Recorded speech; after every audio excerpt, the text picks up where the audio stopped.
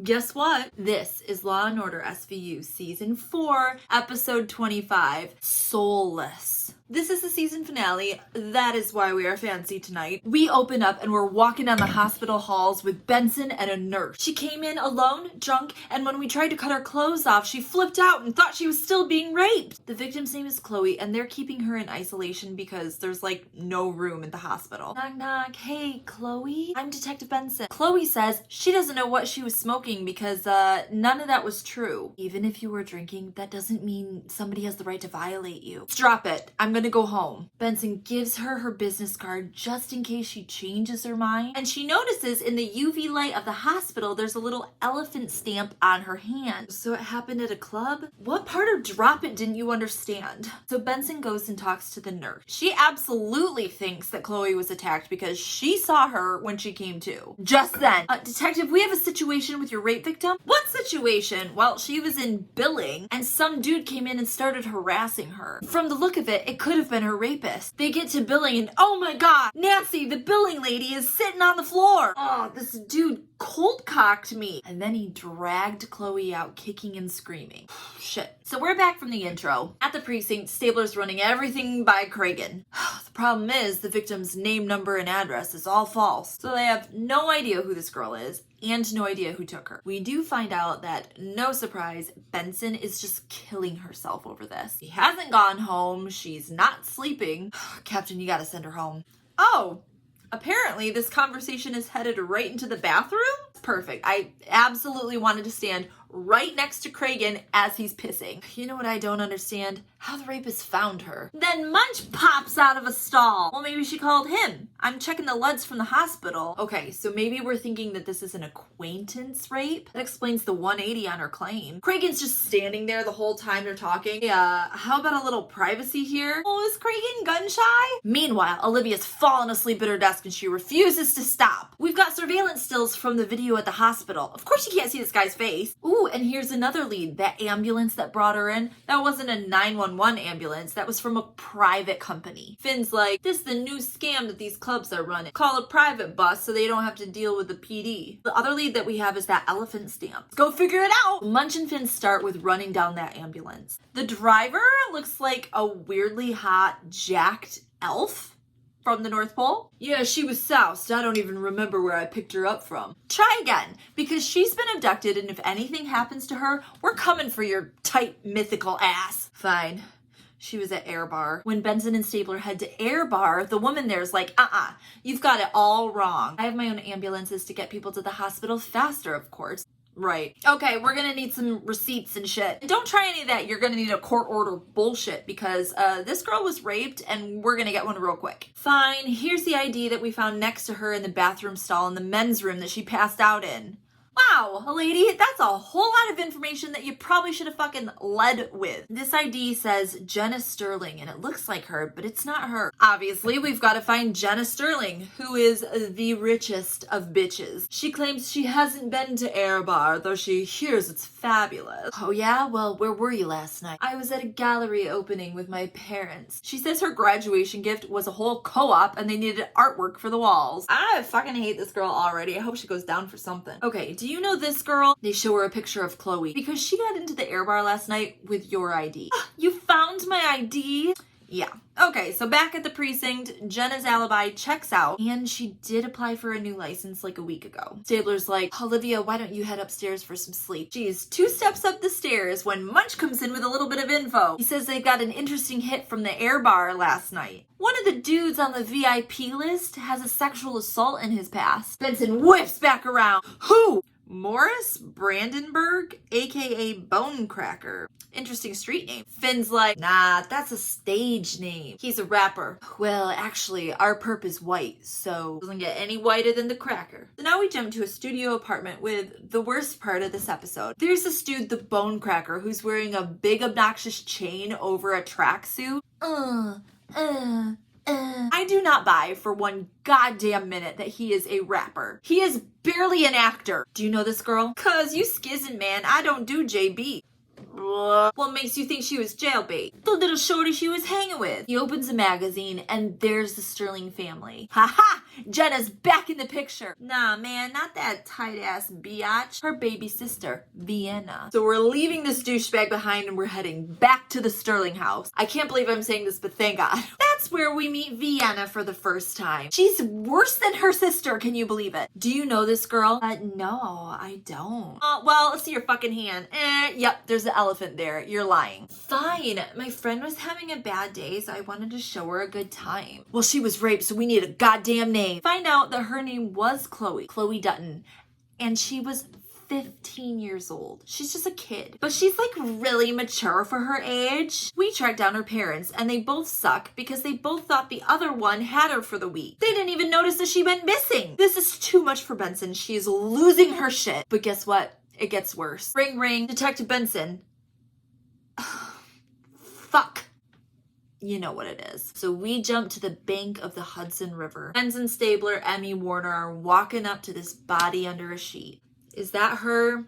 Yeah, it is. Warner's obviously gonna have to run some tests, but it kind of looks like she was drowned. I was right there. I should have had him. Wait a second. There's something in her mouth. Some kind of paper. Guess what it is? It's insult to injury. Olivia's business card. I could have done without that. We jump to the morgue and Warner's going over all of her findings. She was drowned, but not in the Hudson. It's a lot worse than that, actually, because according to this chemical compound in the water, she was drowned in a fucking toilet. I'm gonna need more wine. We still gotta figure out who this fucking perp is. We head to Chloe's school. She was only in 9th grade. And in her locker, we find a note. Chloe, you screwed me for the last time. You're dead to me. Signed BT. Check the roster. And they get this asshole nerd kid named Bertram in. I was talking about our science project.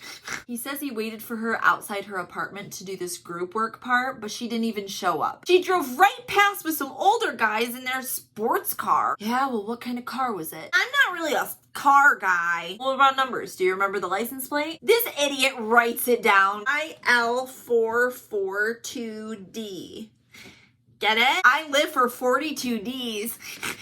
We track it down and it's at this hotel. It's being rented by Mrs. and Mr. Stark. They're like oil people from Oklahoma. Also fucking rich. The 2 valet kids there are like, yeah, he told us he didn't want to use valet service, so we don't really keep track of it. When we meet Mr. and Mrs. Stark, they both have big hair. And Mrs. Stark is clearly drunk and not a fan of Mr. Stark. He never takes me out when there's clients to wine and dine. Okay, Mr. Stark, where did you go 2 nights ago? Well, I don't quite recall. Also, he doesn't recall how we got there because he said he was drunk before they left.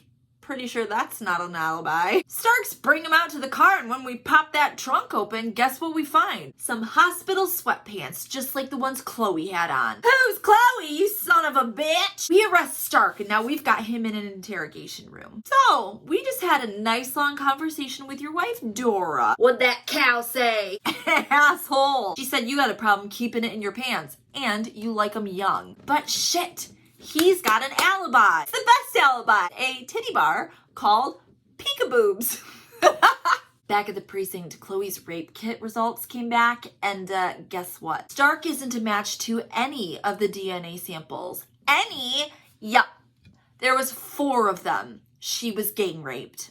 Fuck. But just then, Munch rolls up with a big old whiteboard with a whole bunch of names written down. I just got done running all those LUDs from the hospital. It looks like Chloe called Vienna that night. Vienna called some dude named Andrew. Andrew called some dude named Davis. And Vienna called some dude named Seth. So it just ping-pongs around. Andrew, Davis, and Seth, huh? Let's pick them up. They sure do pick them up in a fun little rich person montage. He's playing tennis, and she's going shopping, and he's in a threesome. You know, fun rich people things. Back at the precinct, Cabot's there because all these little pricks have lawyered up, obviously. Well, I don't have enough to indict the boys, but I could probably hold Vienna on obstruction. Just then, Cabot's hot lover defense attorney, Trevor Langdon, comes in with his client, Seth. My client needs to leave the state today for an internship. Cabot looks at the paper that says he's staying in Arlington. Yeah, you can go. He leaves and the rest of the team's like, what the fuck? He's headed to Virginia. It just so happens that Virginia just became the first state to allow DNA collection upon arrest. Sure, it's unconstitutional and will probably get overturned, but not today.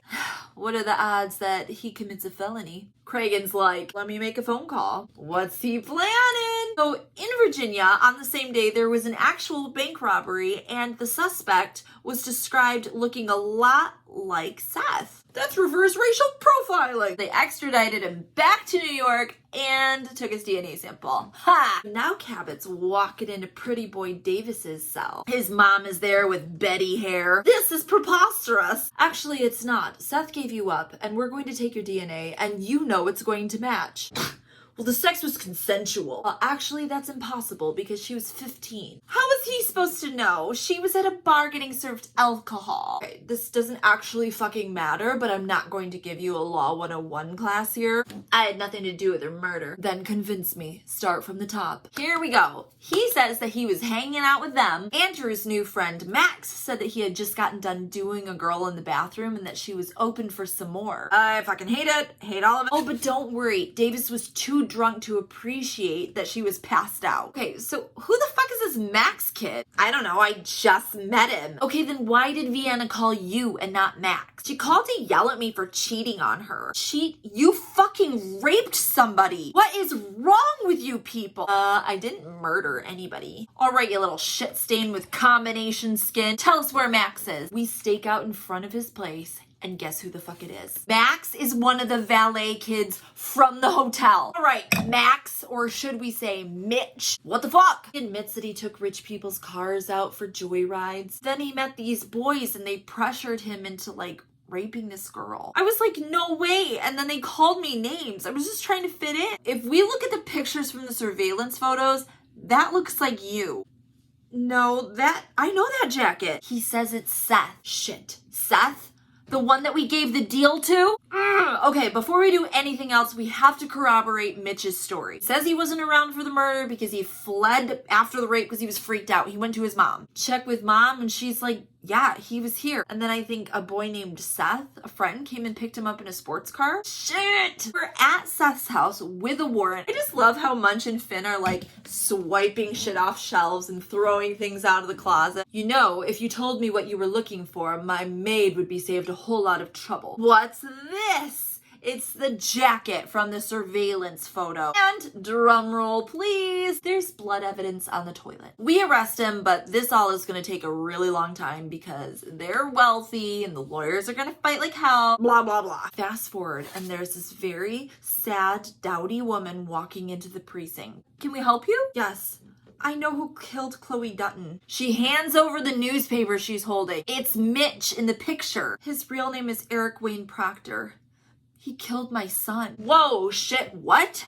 Yeah, when Mitch was 10 and her son was 3, he took him into the woods, he molested him, tortured him, and set him on fire. He was convicted and thrown into juvenile court, but he got out early for good behavior. Holy shit, do we have the wrong kid for this murder? Cabot, what do we do? That's not my job. Please do yours, and preferably before Seth's trial is over. So we head in and talk to Mitch or Max or Eric or whatever the fuck. Turns out he's a sociopath. What? He's pulling the whole, I didn't frame anybody, but if I did, it would probably be Seth. They know that they need to get mom to turn on him, but he's like, good fucking luck. So we go back to mom's place and we're like, look, Mrs. Wilkins, your son is a fucking psychopath. We know he killed that little boy and we know he killed this girl. No, he's better now. He spent all that time in juvie and got out for good behavior. Yeah, he played them like he's playing you. This is a serious case of denial we're watching. Benson tries one more tactic. She's got the still from the surveillance photo from the hospital. Mrs. Wilkins, you know your son, and this is him. You know that. And just then, Benson looks down at her wrist and realizes she's got the bracelet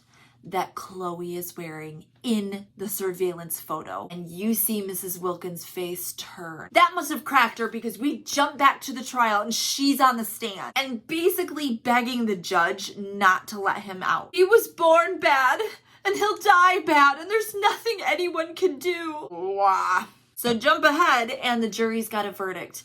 Guilty, guilty, guilty on everything. But before Mitch is led away, there's still one last bit. Mitch, the brownstone that you were living in, it didn't belong to you. It belonged to a little old lady without family, and we can't find her. They tell him that everybody, including his own mom, thinks he's beyond redemption. But that's not true, is it? Nobody's beyond redemption. Do the right thing and tell us where her body is. Camera zooms in and Mitch says, I don't know. You'll let me know if they find her. Screen goes black, Dick Wolf. That was Law & Order SVU Season 4, Episode 25. Jum jum.